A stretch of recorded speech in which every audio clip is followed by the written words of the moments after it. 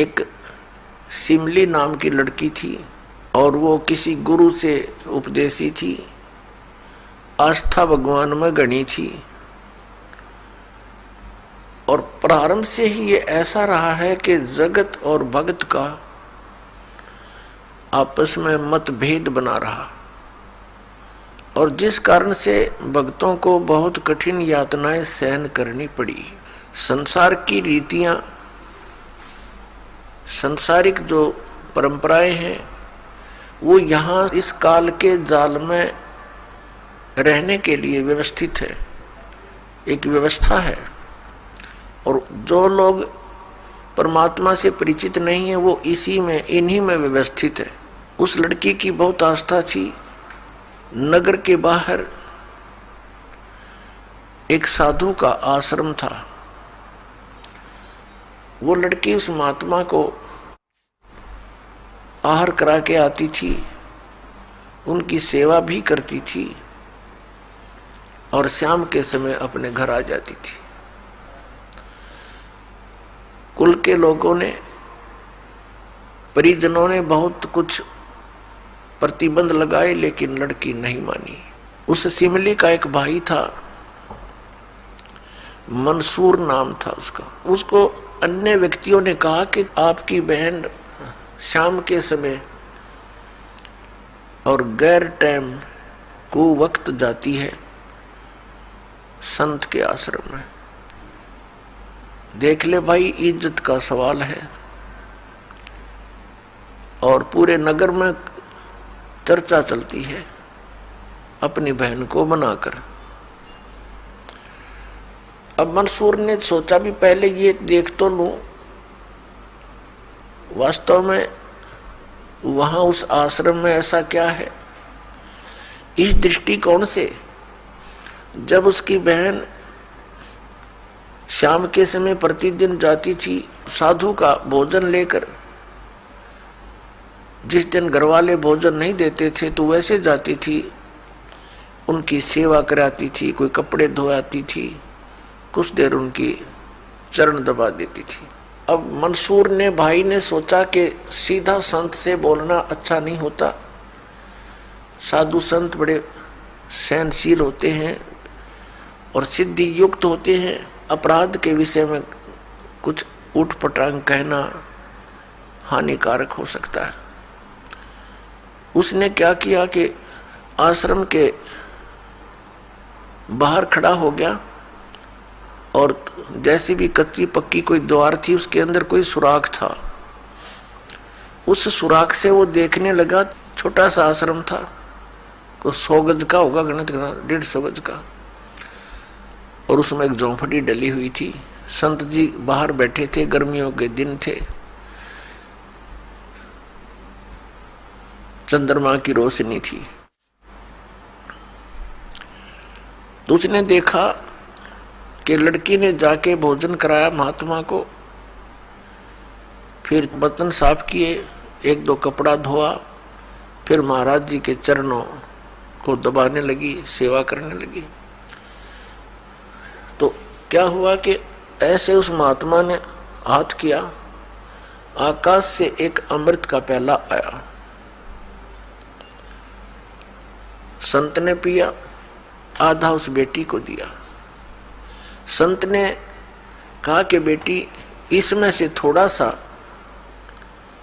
एक नालायक व्यक्ति खड़ा है, उसके भी मार देख छींट, इस सुराख के अंदर से जा और उसके भी लगा दे, थोड़ी सी कल्याण हो जा। एक नालायक व्यक्ति खड़ा है। अब उसने जाकर के, लड़की ने आदेश पालन करना था, सुराख में से ऐसे कर दिया। उसने देखा कौन है, कैसे है, तो उसके भी जीभ पर वो थोड़ा सा अमृत की छींट लगी। एकदम उसके हृदय में एक विशेष प्रेरणा हुई कि मैं बहुत पापी हूं, मैं नीच हूं, और ऐसे पाक साफ महापुरुष के विषय में मेरे मन में दोष आया। रोता हुआ आश्रम के अंदर प्रवेश हुआ। और कहा महाराज मुझ पापी का भी उद्धार हो सकता है। मैंने आपके बारे में बहुत गलत सोचा। उस संत ने कहा बेटा जब तक बोध नहीं होता, ज्ञान नहीं होता, तब तक प्राणी के ऐसे अपराध अक्षमा करने योग्य होते हैं। और बेटा कोई जानबूझ कर करोगे, दीक्षा उपदेश लेने के बाद आपके मन में ऐसा संत के गुरु के प्रति दोष आता है तो फिर आप पाप के भागी भारी बन जाओगे। काफी देर सत्संग सुनाया। प्रतिदिन वो भक्त अपनी बहन के साथ दिल्ली आने लग गया। खूब सत्संग सुना, दोनों बहन भाई मिलकर सेवा करते थे। फिर क्या हुआ कि उसके हृदय में एक ऐसी प्रेरणा हुई, अनल हक। उस संत ने उसको एक मंत्र दे दिया, अनल हक, कि इसका जाप किया कर। अपन आत्माओं पिछले पुण्यकर्मी प्राणी ही परमात्मा की खोज में लगते हैं, उनको ही इतना शीघ्र इन बातों का असर होता है संत के वचनों का। तो महान पुण्यात्माओं में से एक था मंसूर, और संत की कृपा से उसके पिछले पुण्य स्टार्ट हो जाते हैं, उदय हो जाते हैं, और वो प्रेरित होकर के वो भक्ति प्रारंभ कर देता है। जैसे एक फॉर एग्जाम्पल, जैसे कोई कटोरी में घी डाल रखा है, उसमें एक ज्योति भी रखी है, और वो ज्योति जला रखी थी, बुझ गई, घी भी है उसके अंदर, बनी बनाई बाती भी उपलब्ध है। एक सीख लगाने की आवश्यकता है, वो जग जाएगी। तो जितने भी पुण्यकर्मी प्राणी हैं, जो भी साधु संत महापुरुषों के प्रवचन सुनते हैं, किसी भी संत के, चाहे उसने भक्ति मार्ग का कति ज्ञान नहीं, लेकिन भगवान की महिमा तो वो भी सुना ही देते हैं। तो उससे क्या होता है कि वह ज्योत जग जाती है। अब वह ज्योत तक जगगी, जब तक पूर्व जन्म का उसके अंदर घी है यानी पुण्य है, तो वो जगेगी, प्रेरणा बनी रहेगी भगवान के पाने की। यदि आगे उसमें विधि घी उसके पास नहीं है डालने के लिए, तो वो ज्योति भी जल जाएगी और घी भी समाप्त हो जाएगा, और सारा कटोरा व कटोरी काली हो जाएगी। तो पुण्यात्मा उस अनल हक मंत्र के गुरु जी ने दे दिया, जो मंत्र देना था उसको। अनल हक का अर्थ होता है अहम ब्रह्मास्मि, मैं ही ब्रह्म हूं, मैं ही परमात्मा हूं, अनल हक। हालांकि ये कोई मंत्र वंत्र नहीं था, लेकिन उस मंसूर के अंदर वो पूर्व जन्म का घी और ज्योति रह रही थी, वह जगगी। अब उस मंत्र से भविष्य में तो कोई लाभ उसको होना नहीं था, क्योंकि वो चार्जर ठीक नहीं था। पूर्व जन्म की बैटरी से उसमें इतना प्रभाव था, इतने पुण्यों से, कि उसने अनल हक कहना शुरू कर दिया कि मैं ही परमात्मा हूं। अब भोली आत्माओं पुण्यात्माओं को जैसा भी गुरु ज्ञान देता है, वो तो दृढ़ होते हैं। गुरु जी ने 2 दूना 6 कह दिया तो वो 6 ही बोलते रहेंगे। घर वाला कहेगा, कोई उसको बताना चाहेगा, वो नहीं मानेगा, कहता नहीं मेरे गुरु जी ने ऐसे ही बोला। तो अबोध बच्चे ऐसे ही होते हैं। इस बात का ज्ञान पूरे मुसलमान धर्म में हुआ, क्योंकि वो मुसलमान धर्म से संबंधित था, और मुसलमान धर्म ये मानता है कि जीव ब्रह्म नहीं हो सकता। वैसे तो जीव ब्रह्म हो ही नहीं सकता, ये तो अंडरस्टूड है। जीव तो ब्रह्म है ही नहीं, ब्रह्म अलग है, जीव अलग है। ब्रह्म मीन भगवान, जो जीव का भी उत्पत्ति करता है। लेकिन मुसलमान धर्म ये मानते हैं कि पृथ्वी पर परमात्मा नहीं आ सकता। वह तो 7वें आसमान में रहता है, 7वें स्वर्ग में।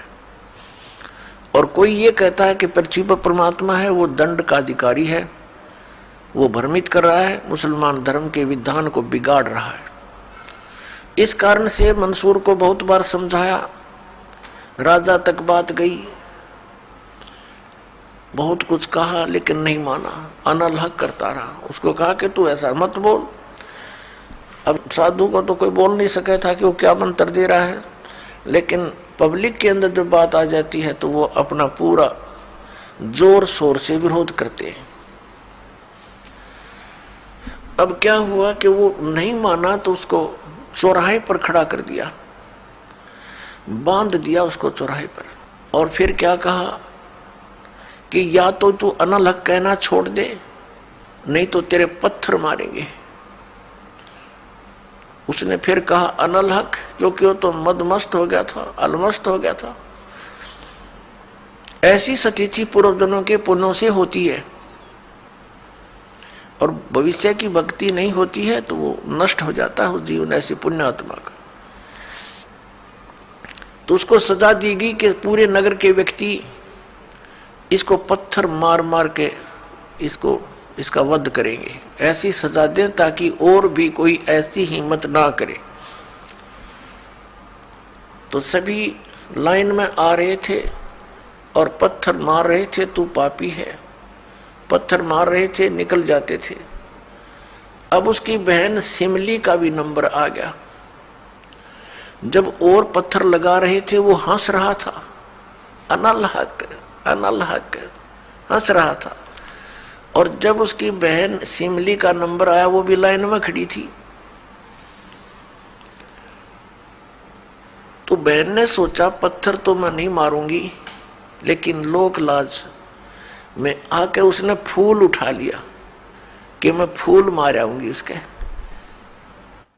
यहाँ ये लोग भी ना मेरा विरोध करेंगे और भाई का चोट भी ना लगेगी।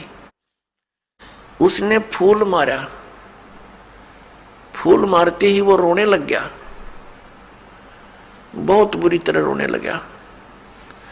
तब सिमली ने कहा कि भाई लोग तेरे पत्थर मार रहे थे, उनके पत्थरों से नहीं रो रहा था और तू मेरे फूलते रोने लग गया। अरे ये कोई चोट थोड़ी लगी तुझे? उसने कहा सिमली ये तो अनजान थे, इनका मुझे दुख नहीं था, तू तो परिचित थी मैं किसके ऊपर फिदा हो रहा हूं, और तेरा हाथ कैसे हो गया नालायक मेरी तरफ?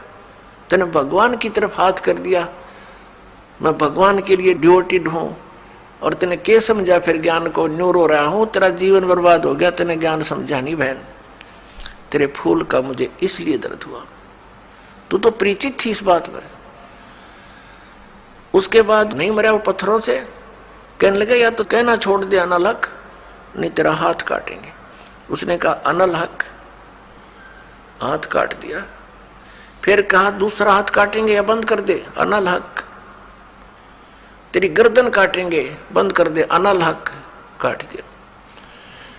अब उसको गाड़ा नहीं, मुसलमान धर्म में नीचे दफनाते हैं जमीन में, उसको सवा कर दिया काफिर समझकर कि काफिर जलाए जाते हैं, उनकी सोच है।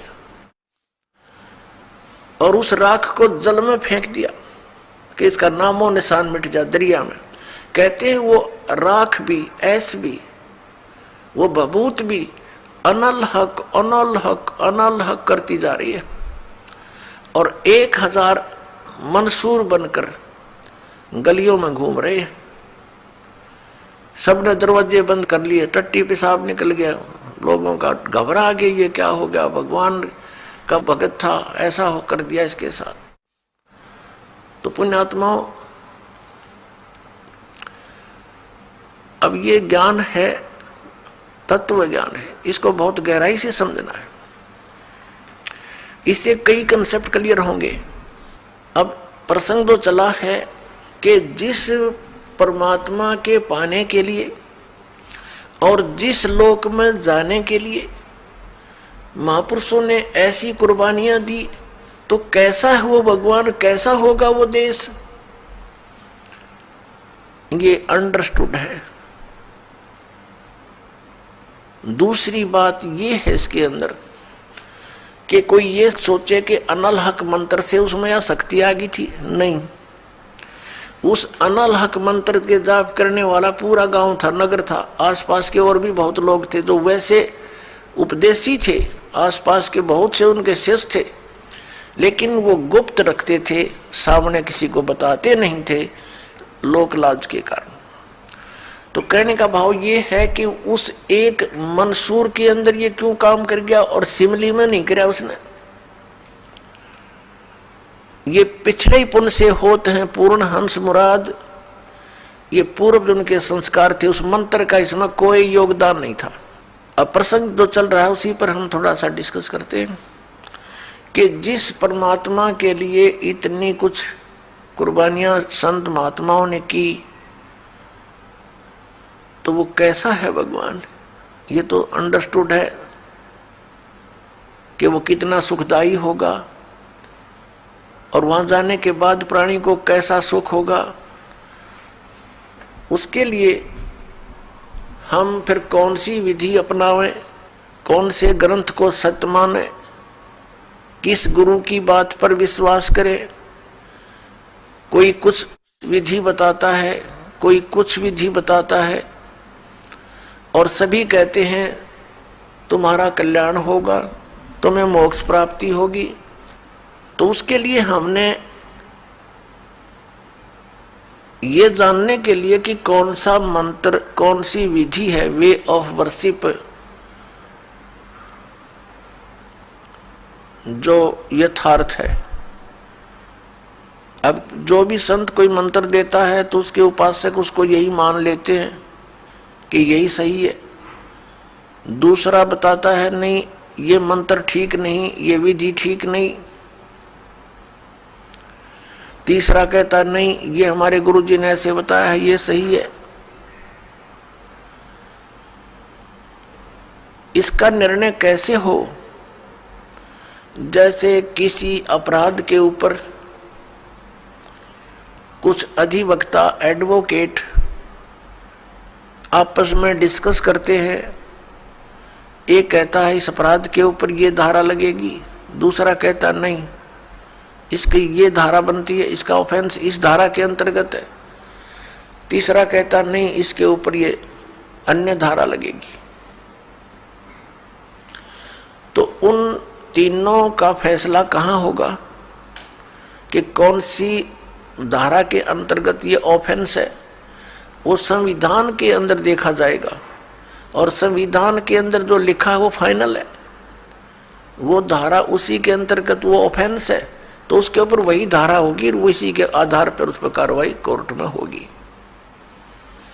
वो सही है। ठीक इसी प्रकार हमारे पवित्र जो शास्त्र हैं, सदग्रंथ हैं, ये सभी शास्त्र हैं जैसे पवित्र पांचों वेद। चार वेद तो ये वेल नोन है, ऋग्वेद, सामवेद, यजुर्वेद, अथर्ववेद। एक पांचवा वेद है, वो स्वयं परमेश्वर के द्वारा अपने मुख कमल से बोला जाता है। प्रत्येक युग में परमात्मा अपने उस तीसरे मुक्ति धाम से यानी सतलोक से चलकर आते हैं और अपने मुख कमल से उस यथार्थ ज्ञान पांचवें वेद को बोलते हैं। वो लिपिबद्ध कर लिया जाता है, वो पांचवा वेद होता है। वो कबीर वाणी है, वो परमेश्वर के मुख कमल से निकली सच्चिदानंद घन ब्रह्म की वाणी है। गीता जी अध्याय नंबर 4 के श्लोक नंबर 32 में गीता ज्ञानदाता कहता है कि अर्जुन, जो विधि साधनाएं आपने गीता अध्याय नंबर 25 के श्लोक 31 तक सुनी, कोई कैसी साधना करता है, कोई हठ योग करता है, कोई स्वाध्याय ही करता रहता है, कोई अन्य देवताओं की पूजा करता है, कोई कठिन घोर तप करता है, कोई अहिंसावादी है जैसे मुख पर पट्टी बांध कर नंगे पैरों घूमना, कोई केवल योग अभ्यास हठ योग करके समाधिस्थ होने की चेष्टा करता है, कोई प्राण अपान की क्रियाएं करता रहता है, कोई श्वासों को बाहर निकलते अंदर जाते देखता रहता है। इस प्रकार से सभी साधक अपनी अपनी साधनाओं को वो पाप नाश करने वाली जानते हैं, मोक्षदायक मानते हैं। यदि वो इनको गलत मान ले तो इनको छोड़ दे, क्योंकि भिन्न भिन्न साधनाएं और सभी कर रहे हैं और पाना एक परमात्मा को, तो ऐसा कभी नहीं हो सकता। उस परमात्मा के पाने की एक ही विधि है जो हमारे सदग्रंथों में विद्यमान है। तो उसके बाद बताया है कि ये सभी इस प्रकार के यज्ञ यानी धार्मिक अनुष्ठानों की जानकारी विस्तार के साथ, ये चौथे अध्याय के 32वें श्लोक में श्रीमद् भगवत गीता जी में लिखा है कि इस प्रकार के धार्मिक यज्ञों की जानकारी, यज्ञ माने धार्मिक अनुष्ठानों की जानकारी सच्चिदानंद घन ब्रह्म यानी ब्रह्मणे मुखे सच्चिदानंद घन ब्रह्म की वाणी में विस्तार के साथ कही गई है। और उसको जानने के उपरांत फिर तू सभी कर्म बंधन से मुक्त हो जाएगा। चौथे अध्याय के 34वें श्लोक में कहा कि वो तत्व ज्ञान जो परमात्मा ने अपने मुख कमल से बोला है वो तत्व ज्ञान है। उस तत्व ज्ञान को तू तत्वदर्शी संतों के पास जाकर समझ। वो तत्वदर्शी संत तुझे उस परमात्म तत्व का ज्ञान कराएंगे। इससे एक तो ये सिद्ध हो गया कि गीता ज्ञानदाता कंप्लीट नॉलेज, स्पिरिचुअल नॉलेज नहीं रखता। उसने ऑप्शन छोड़ दिया कि वो यथार्थ ज्ञान उस परमात्म तत्व का 18वें अध्याय के 62वें श्लोक में गीता ज्ञानदाता जिस अन्य परमात्मा की शरण में जाने को कह रहा है, उसकी जानकारी कहते हैं उस तत्वदर्शी संतों के पास जाकर समझ, वो बतावेंगे। गीता ज्ञानदाता नहीं जानता।